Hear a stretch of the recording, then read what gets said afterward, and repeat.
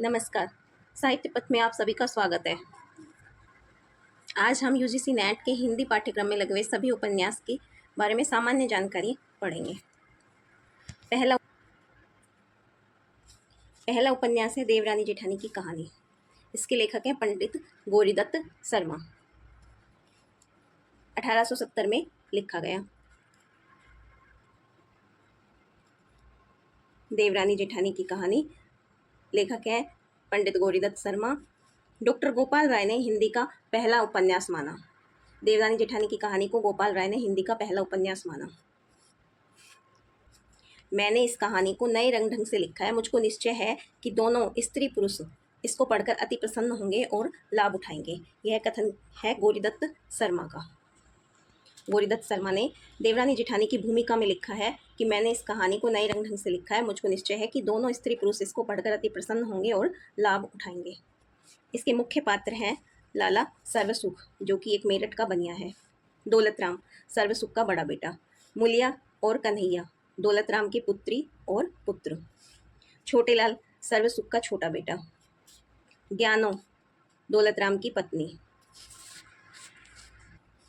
पार्वती, सर्वसुख की बड़ी बेटी। सुखदेई, सर्वसुख की छोटी बेटी। आनंदी, छोटेलाल की पत्नी। उद्देश्य है इसका स्त्री शिक्षा का महत्व बताना। ये हमारा पहला उपन्यास हो गया, देवरानी जेठानी की कहानी, 1870 में प्रकाशित। इसके लेखक है गौरीदत्त शर्मा और इसका उद्देश्य है स्त्री शिक्षा का महत्व बताना। अगला उपन्यास है परीक्षा गुरु, 1882 में प्रकाशित। इसके लेखक हैं लाला श्रीनिवास दास। अंग्रेजी ढंग का हिंदी का प्रथम उपन्यास है। यह किसने कहा? शुक्ल जी ने। अंग्रेजी ढंग का हिंदी का प्रथम उपन्यास है, शुक्ल जी ने कहा परीक्षा गुरु के बारे में। इस उपन्यास को अपनी भाषा में नई चाल की पुस्तक है, कहा उपन्यास के निवेदन में लाला श्रीनिवास दास ने। लाला श्रीनिवास दास ने इस उपन्यास के निवेदन में लिखा है कि इस उपन्यास को अपनी भाषा में नई चाल की पुस्तक है। उपदेश प्रधान है और इसमें 41 प्रकरण है। प्रथम प्रकरण का नाम है सौदागर की दुकान और अंतिम प्रकरण का नाम है सुख की परमावधि। इसमें कुल 41 प्रकरण है और पहला प्रकरण है सौदागर की दुकान और अंतिम है सुख की परमावधि। इसके मुख्य पात्र हैं मदन मोहन, जो कि धनवान है, एक धनवान व्यापारी है और गलत संगत में फंस जाता है। ब्रज किशोर मदन मोहन का सच्चा मित्र है। चुन्नीलाल, जो कि चापलूस मित्र है मदन मोहन का। सिंभू दयाल, ये अंग्रेजी पढ़ाने के लिए रखा है। कामिनी मदन मोहन की पत्नी है और प्रियमवदा ब्रज किशोर की पत्नी है।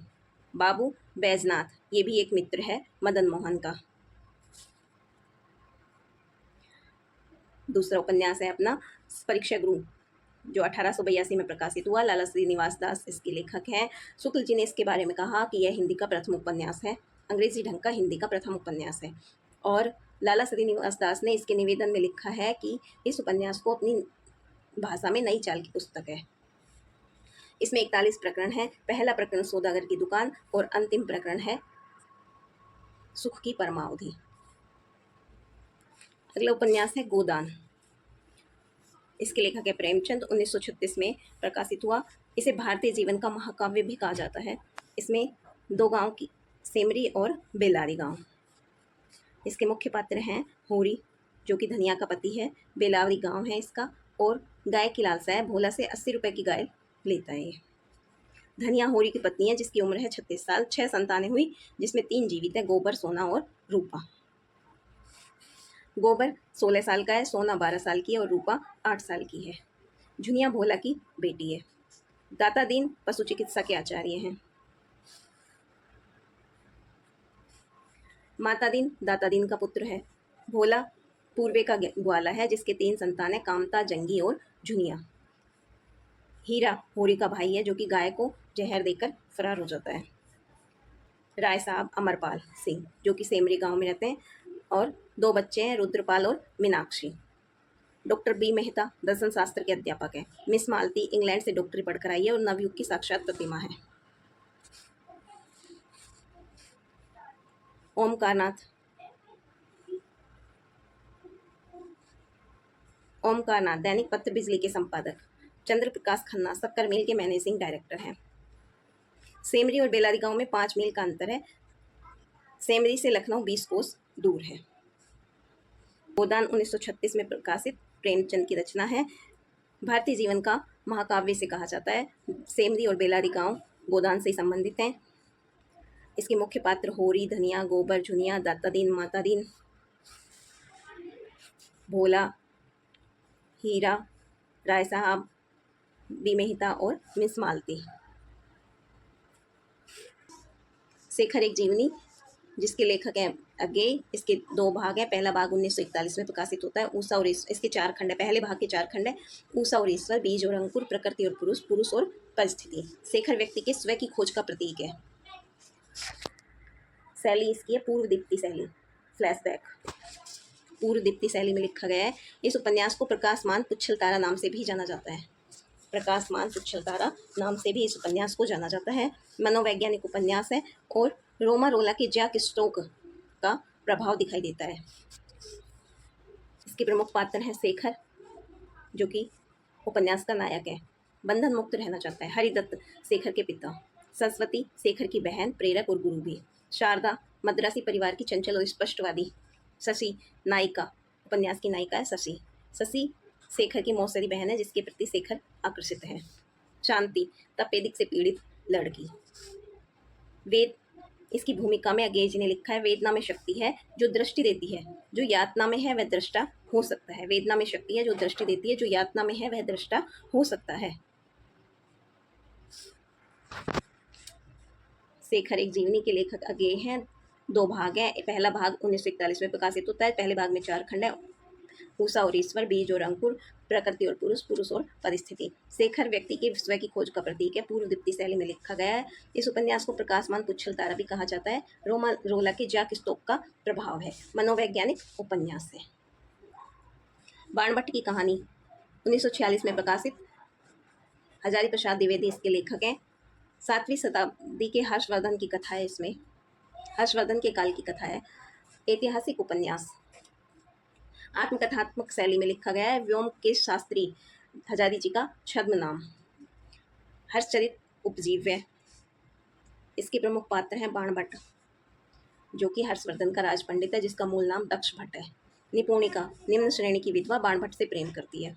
भट्टनी राजकन्या है। तुविर मिलिंद की कन्या है। अघोर भैरव वाममार्गी साधक।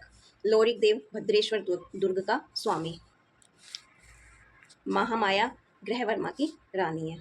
बाणभट्ट की कहानी लेखक हजारी प्रसाद द्विवेदी 1946 में प्रकाशित। कथा है इसमें 7वीं सदी हर्षवर्धन काल की। ऐतिहासिक उपन्यास है। आत्मकथात्मक शैली में लिखा गया। व्योमकेश शास्त्री हजारी जी का छद्म नाम है। उपजीव्य हर्षचरित है। इसके प्रमुख पात्र हैं बाणभट्ट, निपुणिका, भट्टिनी, अघोर भैरव, लोरिक, महामाया। अगला उपन्यास है मैला आंचल। इसके लेखक है फणीश्वर नाथ रेणु। प्रकाशन 1954 में हुआ। मैरीगंज गांव है। गांव का नाम मार्टिन ने अपनी दुल्हन मेरी के नाम पर रखा है।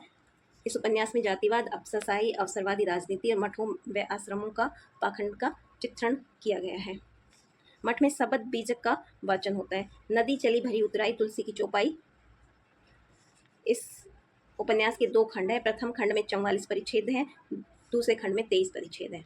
मैला आंचल के 2 खंड हैं। प्रथम खंड में 44 परिच्छेद और दूसरे खंड में 23 परिच्छेद हैं। लोरिक या विजयभान व विद्यापति की नृत्य का जिक्र 15वें परिच्छेद में होता है।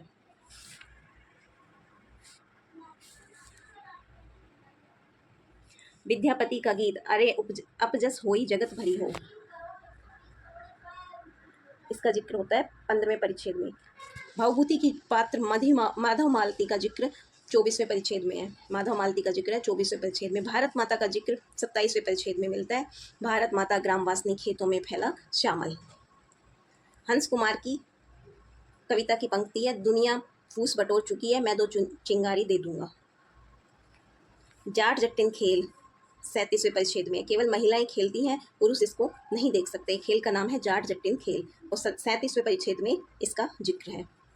गांधी जी की हत्या का जिक्र दूसरे खंड के परिच्छेद 18 में किया गया है। गांधी जी की हत्या का जिक्र दूसरे खंड के परिच्छेद 18 में किया गया है। भारत पाक सीमा रेखा का जिक्र है परिच्छेद 20 में, दूसरे खंड के परिच्छेद 20 में किया गया है। इसके मुख्य पात्र हैं प्रशांत, जो कि केंद्रीय पात्र है। विश्वनाथ प्रसाद कायस्थ टोली का मुखिया। पारबंगा का तहसीलदार है विश्वनाथ प्रसाद। बालदेव कांग्रेस का कार्यकर्ता है चंदनपट्टी गांव में। बावन दास कार्यकर्ता है कांग्रेस का। कालीचरण सोशलिस्ट पार्टी का कार्यकर्ता। कमली विश्वनाथ की पुत्री है। लक्ष्मी मठ में दासी। सेवादास मठ का महंत है। प्यारू प्रशांत का सहायक। और कुछ गुण पात्र हैं रामदास ठाकुर, आभारानी, फुलिया भगत आदि। इसी उपन्यास की पंक्ति है फणीश्वरनाथ रेणु की। इसमें फूल भी है, सूल भी है, धूल भी, गुलाब भी, कीचड़ भी, चंदन भी, सुंदरता भी है, कुरूपता भी है, मैं किसी से दामन बचाकर निकल नहीं पाया। फणीश्वरनाथ रेणु की पंक्ति है। इसमें फूल भी है, सूल भी है, धूल भी है, गुलाब भी, कीचड़ भी है, चंदन भी, सुंदरता भी है, कुरूपता भी, मैं किसी से दामन बचाकर निकल नहीं पाया। आंचल फणीश्वरनाथ रेणु लेखक हैं। 54 में प्रकाशित। गांव मेरीगंज। गांव का नाम मार्टिन ने अपनी दुल्हन पे रखा है। इस उपन्यास में जातिवाद, अफसरशाही, अवसरवादी राजनीति, मठों में व आश्रमों में पाखंड का वर्णन किया गया है। कबीरदास जी के शब्द बीजक का वाचन है। नदी चली भरी उतराई, तुलसी की चौपाई का वाचन किया गया है। 2 खंड है। प्रथम खंड में 44 परिच्छेद है, दूसरे खंड में 23 परिच्छेद है। लोरिक विजयभान व विद्यापति के नृत्य का जिक्र 15वें परिच्छेद में किया गया है। विद्यापति का गीत है अरे अपजस होई जगत भरी हूँ।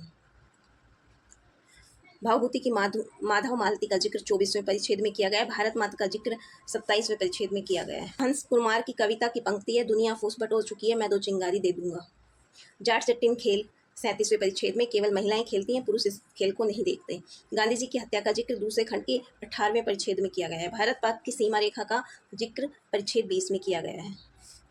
इसके मुख्य पात्र हैं प्रशांत, विश्वनाथ, बालदेव, बावनदास, कालीचरण, कमली, लक्ष्मी, सेवादास, प्यारू। ये फणीश्वरनाथ रेणु की पंक्ति है। इसमें फूल भी है, सूल भी, धूल भी, गुलाब भी, कीचड़ भी, चंदन भी, सुंदरता भी, कुरूपता भी, मैं किसी से दामन बचाकर निकल नहीं पाया। इसके 2 खंड है। पहला खंड 1958 में और दूसरा खंड 1960 में प्रकाशित हुआ। पहले खंड का नाम है वक्त और देश, जो कि 1958 में प्रकाशित हुआ। देश और भविष्य दूसरा खंड है, 1960 में प्रकाशित हुआ। इसके लेखक हैं यशपाल। उपन्यास में विभाजन की त्रासदी का चित्रण किया गया है। देश विभाजन के समय की दर्दनाक स्थिति का वर्णन वक्त और देश में किया है। देश विभाजन के समय दर्दनाक स्थिति का वर्णन वक्त और देश में किया है। आज़ादी के बाद की स्थिति का वर्णन देश के भविष्य में किया गया है। इसके जो 2 खंड हैं, वक्त और देश, देश का भविष्य। पहले खंड में वक्त और देश में विभाजन की स्थिति का वर्णन किया है और देश के भविष्य में आज़ादी के बाद की स्थिति का वर्णन किया गया है। इसके मुख्य पात्र हैं तारा, प्रगतिशील सोच रखने वाली लड़की, विभाजन की त्रासदी झेलती है, सबसे ज़्यादा विभाजन की त्रासदी झेलती है। जयदेव पुरी, एक पत्र का संपादक। कनक, जयदेव से प्रेम करती है, विवाह करती है और उसका विवाह विच्छेद हो जाता है।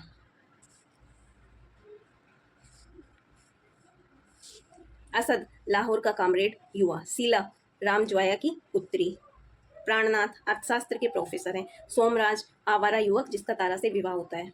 गिरधारी लाल, कनक के पिता, नया हिंद पब्लिकेशन के मालिक। नया हिंद पब्लिकेशन के मालिक गिरधारी लाल और कनक के पिता। बंती, तारा की संगनी, जो कि विभाजन के समय संपर्क में आती है। नब्बू, तारा से बलात्कार करने वाला। मेहर, दंगे में भटकी तारा की साथी। झूठा सच, लेखक है यशपाल। इसके 2 खंड हैं। पहला खंड 1958 में प्रकाशित, जिसका नाम है वक्त और देश। दूसरा है देश का भविष्य, 1960 में प्रकाशित होता है। पहले खंड वक्त और देश में विभाजन के समय की दर्दनाक स्थिति का वर्णन किया गया है। दूसरे खंड देश का भविष्य, आज़ादी के बाद की स्थिति का वर्णन किया गया है। तारा, जयदेवपुरी, कनक, असद, शीला, प्राणनाथ, सोमराज, गिरधारीलाल, बंती, नब्बू, मेहर, ये इसके मुख्य पात्र हैं। अगला उपन्यास है मानस का हंस। अमृतलाल नागर इसके लेखक हैं। कुल अंक इसमें 31 हैं। मुख्य पात्र तुलसीदास है। हुलसी, तुलसी की माँ। पार्वती, तुलसी के पालन करने वाली महिला। नरहरि, तुलसी के गुरु। मोहिनी, वृद्ध कोतवाल की बेटी। रत्नावली, दीनबंधु पाठक की पुत्री है। गंगेश्वर, तुलसी के साले। शेष सनातन, तुलसी के गुरु। मानस का हंस, अमृतलाल नागर लेखक हैं, कुल अंक 31 हैं। मुख्य पात्र है तुलसी। अगला उपन्यास है तमस। तमस के लेखक हैं भीष्म साहनी। 1973 में प्रकाशित। तमस का अर्थ होता है अंधकार। इसके भी 2 खंड हैं। पहला खंड जिसमें 13 प्रकरण हैं, दूसरा खंड जिसमें 14 से 21 प्रकरण हैं। कथा वस्तु 1947 में पंजाब में हुए भयानक सांप्रदायिक दंगों पर आधारित है और इसमें लाहौर के आसपास के 5 दिन की कहानी है। इस उपन्यास में सांप्रदायिक तनाव की कहानी है। मुख्य पात्र है नत्थू, जो 5 रुपए मिलने पर सुअर को मारता है मुराद अली के कहने पर। मुराद अली अंग्रेजों का चमचा है। बक्सी कांग्रेस कमेटी के secretary. Master Ramdas Congress committee का सदस्य।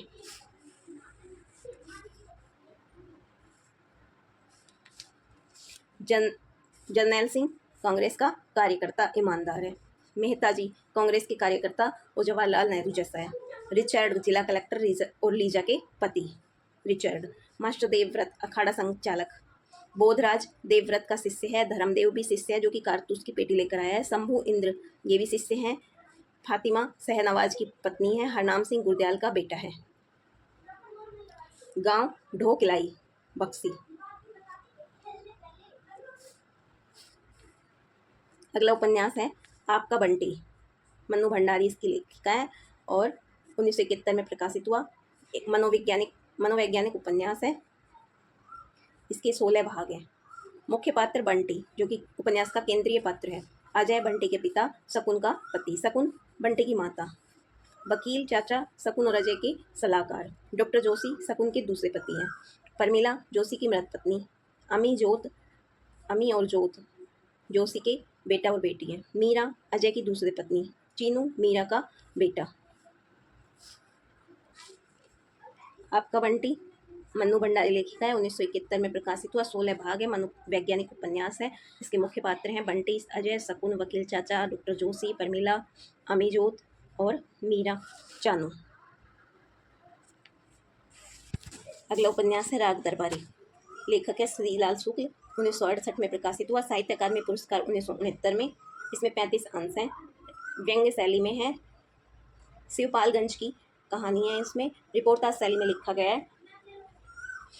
की शासन व्यवस्था, न्याय व्यवस्था, शिक्षा व्यवस्था पर व्यंग्य किया गया है। व्यंग्य शैली में लिखा है। इसके मुख्य पात्र हैं वैद्य जी, जो कि केंद्रीय सत्ता के प्रतीक है। गांव की राजनीति की केंद्रीय सत्ता के प्रतीक है। बद्री पहलवान वैद्य जी के बड़े बेटे। रूपन छोटा बेटा वैद्य जी का। रंगनाथ वैद्य जी का भांजा। खन्ना मास्टर इतिहास के अध्यापक।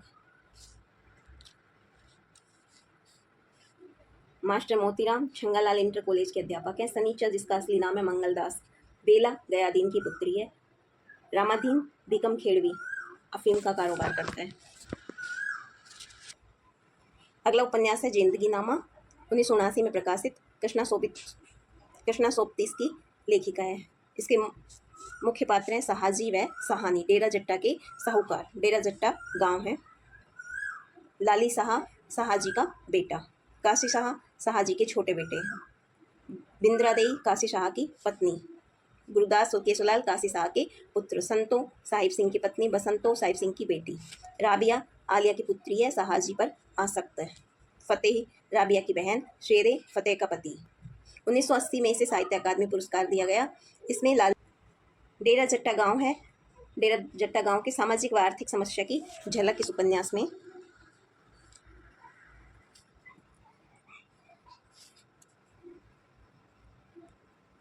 इस उपन्यास में लाला लाजपत राय, गांधी जी और अजीत सिंह का जिक्र भी किया गया है।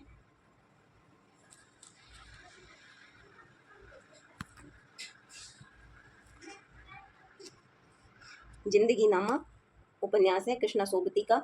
1979 में प्रकाशित हुआ। डेरा जट्टा गांव की कहानी है। 1980 में साहित्य अकादमी पुरस्कार दिया गया। इसके मुख्य पात्र है साहा और सहानी, लाली शाह, काशी शाह, बिंद्रा देई, गुरुदास और केशवलाल, संतो, बसंतो, राबिया, फतेह, शेरे। अगला उपन्यास है अंतिम धरती धन्य अपना। इसके लेखक हैं जगदीश चंद्र। 1972 में प्रकाशित हुआ। गांव पंजाब के होशियारपुर का घोड़ेवाहा गांव। सोमनाथ आनंद को ये उपन्यास समर्पित किया है। यह उपन्यास मेरी किशोरावस्था की कुछ अविस्मरणीय स्मृतियों और उनके दामन में छिपी एक अदम्य वेदना की उपज में उन्हें धरती धन ने अपना के भूमिका में यह कहा है कि यह उपन्यास मेरी किशोरावस्था की कुछ अविस्मरणीय स्मृतियों और उनके दामन में छिपी एक अदम्य वेदना की उपज है। इसके मुख्य पात्र हैं काली, जो कि केंद्रीय पात्र है, ज्ञानो काली की प्रेमिका, प्रतापी काली की चाची, जस्सो ज्ञानो की माँ, मंगू ज्ञानो का भाई, छज्जू साहूकार और हरनाम सिंह गांव के चौधरी। धरती धन ने अपना, इसके लेखक हैं जगदीश चंद्र, 1972 में प्रकाशित हुआ। घोड़ेवाहा गांव की कहानी है, सोमानंद को समर्पित किया है। मुख्य पात्र हैं काली, ज्ञानो, प्रतापी, जस्सो, मंगू, छज्जू।